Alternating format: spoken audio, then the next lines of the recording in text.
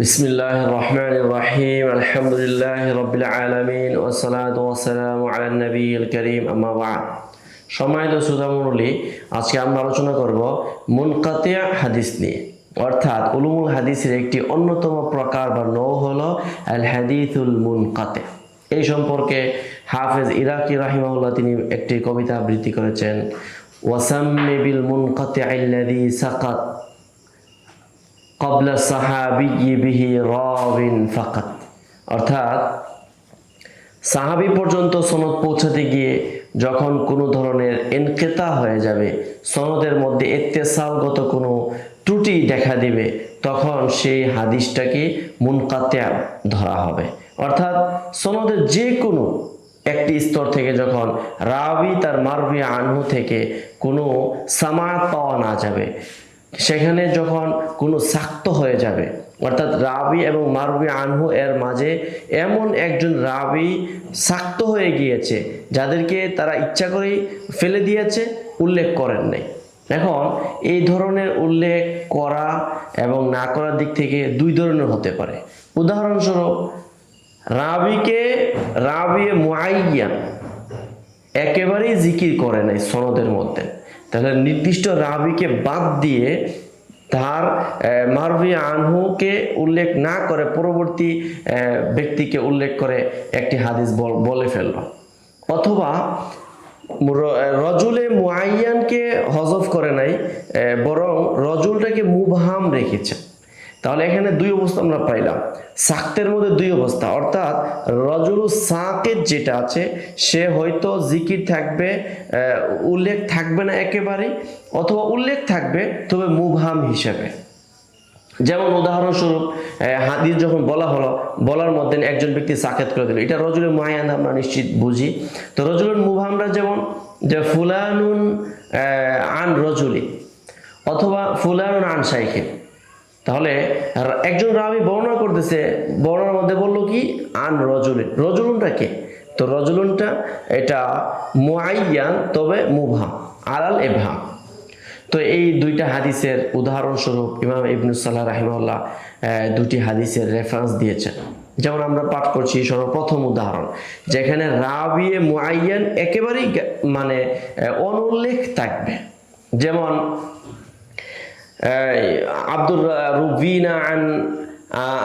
روينا عن عبد الرزاق عن الثوري عن أبي إسحاق السبعي عن يزيد بن يثيع عن حذيفة رضي الله تعالى عنه قال قال رسول الله صلى الله عليه وسلم إن وليتموها أبا بكر فقوي أمين।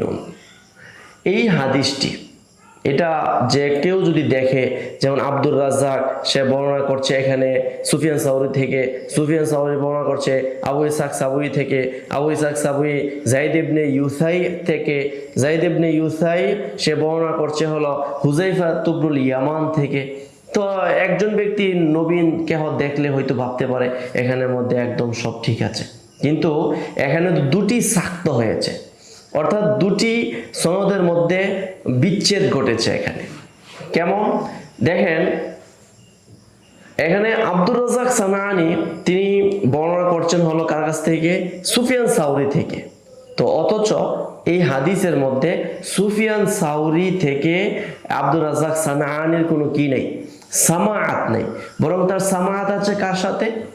এই হাদিসটা আব্দুর রাজ্জাক সানাআনী শুনেছেন নোমান ইবনে আবি শাইবা আল জানাদি থেকে, আর নোমান ইবনে আবি শাইবা আল জানাদি সে সামাআত করেছে হলো সুফিয়ান সাউরি থেকে।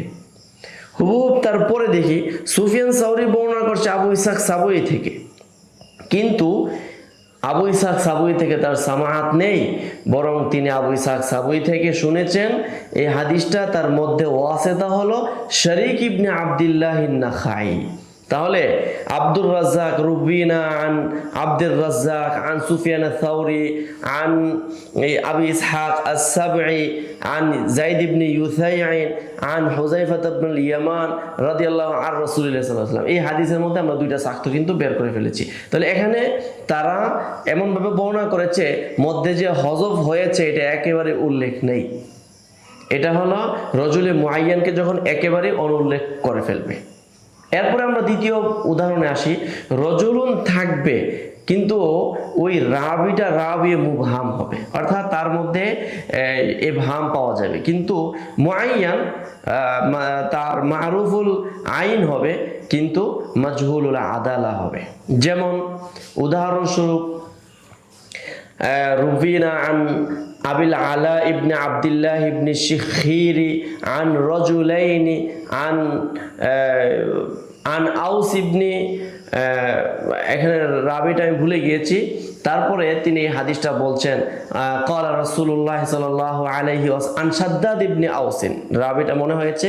তো প্রথম হলো রুবিনা আন আবিল আলা ইবনে আব্দুল্লাহ ইবনে শিখির আন রজুলাইনি আন শাদ্দাদ ইবনে আউসিন আর রাসূলুল্লাহ সাল্লাল্লাহু আলাইহি ওয়াসাল্লাম।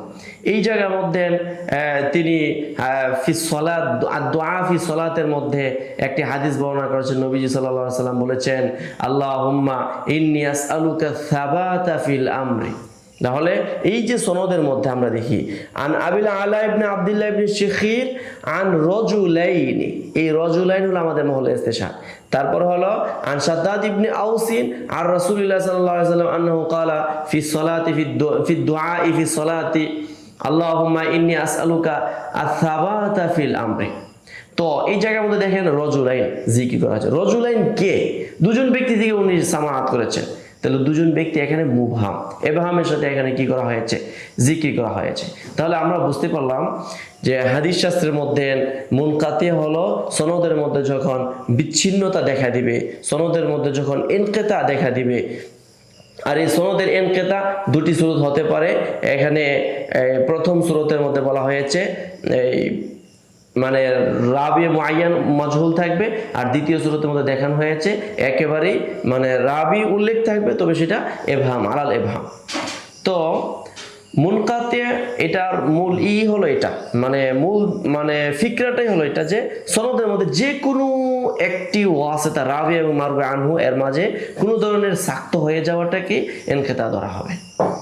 তো আজকে আমাদের মুনকাতি আলোচনার মধ্যে আজকে এ পর্যন্তই। পরবর্তী মুনকাতি আরেকটা আলোচনা হবে, তা দেখার জন্য আপনাদেরকে অনুরোধ করা গেল।